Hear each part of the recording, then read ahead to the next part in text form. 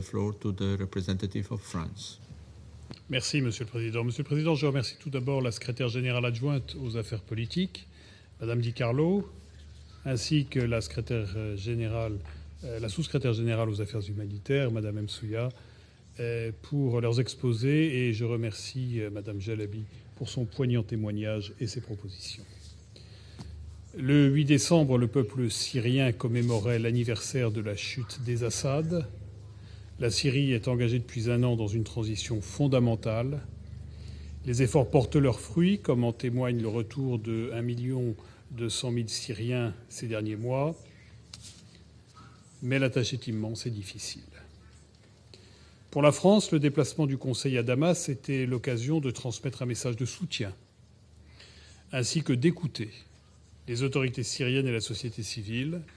Nous remercions le président Al-Shara pour son hospitalité chaleureuse et notre collègue l'ambassadeur Al-Otaibi pour avoir organisé remarquablement ce déplacement.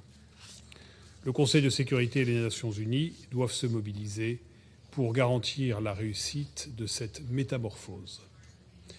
Ainsi, nous formulons 3 objectifs pour l'année 2026. Premier objectif, éradiquer le fléau terroriste. Pour la Syrie et les Syriens, bien sûr, mais tout autant pour que la Syrie ne puisse plus constituer une base arrière pour les groupes terroristes. La France condamne vigoureusement l'attaque terroriste à proximité de Palmyre contre des personnels militaires et civils américains qui a fait plusieurs victimes parmi les forces américaines et les accompagnateurs syriens. Nous présentons nos condoléances aux victimes et à leurs proches.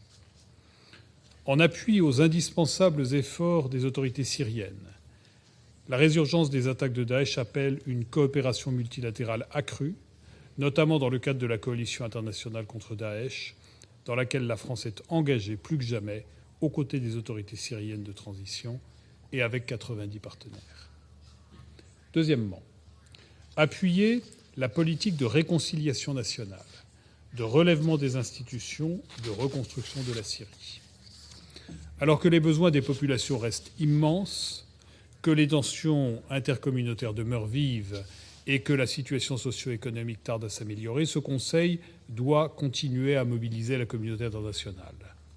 Pour répondre à l'urgence humanitaire et lancer la reconstruction, l'Union européenne a levé les sanctions sectorielles contre la Syrie en mai dernier.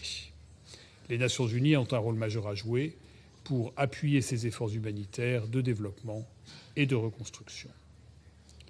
L'établissement d'institutions nouvelles, démocratiques et inclusives, la politique de réconciliation nationale et de justice transitionnelle devront se poursuivre afin de permettre à la Syrie de rassembler toutes les composantes de sa société, toutes confessions et toutes communautés confondues, femmes et hommes à égalité. Le Conseil a pu à Damas mesurer le travail qu'il reste à accomplir et la part que peut y prendre l'ONU dans le plein respect de la souveraineté syrienne. Nous saluons la nouvelle coordonnatrice résidente et humanitaire des Nations unies en Syrie, Madame Nathalie Fustier, ainsi que le prochain envoyé spécial adjoint, Monsieur Claudio Cordone.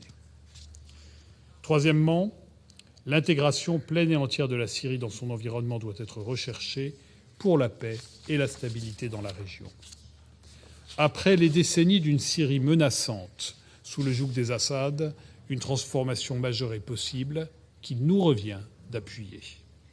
S'adressant au Conseil à Damas, le président Al-Shara et le ministre Al-Shaibani ont insisté sur leur volonté d'établir avec le Liban une relation fondée sur le respect mutuel. C'est un changement majeur qu'il nous faut appuyer. Israël doit, pour sa part, saisir l'opportunité d'une Syrie désireuse d'entrer en paix avec ses voisins, comme l'affirment ses autorités, en respectant la souveraineté et l'intégrité territoriale de la Syrie, en cessant ses incursions, en se retirant des territoires où elle s'est déployée depuis décembre 24 et en respectant pleinement l'accord de 1974.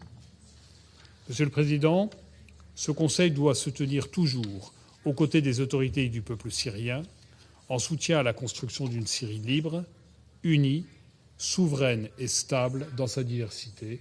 Je vous remercie. I thank the representative of France for the statement, and I give the floor to the representative of China. 谢谢主席。我首先感谢各位同胞人的通报。